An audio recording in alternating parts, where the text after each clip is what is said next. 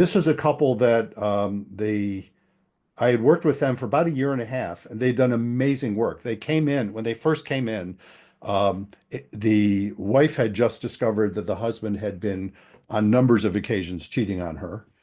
He had finally just faced the fact that he had an alcohol problem, clearly was not blaming his cheating on the alcohol problem, though it was a factor.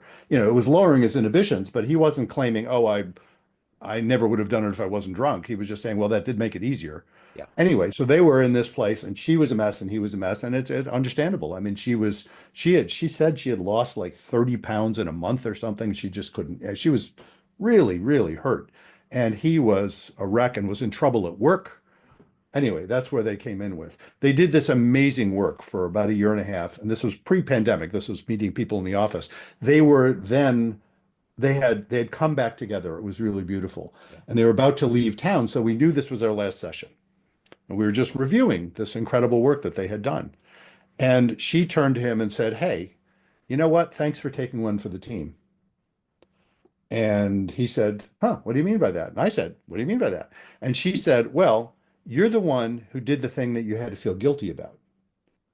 But clearly we needed some kind of crisis Yeah. because we are so much more in love now. We are so than we ever were.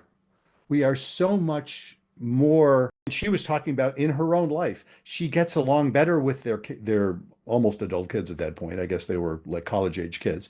She gets along better with her coworkers.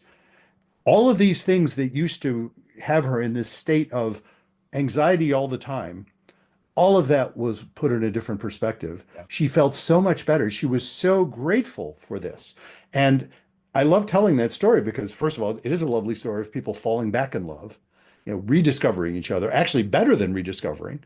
And I will say, in general, the couples that manage to get through a betrayal, they do so by having it be better than it was before. So when that happens, it's really cool because they're often really grateful for the crisis.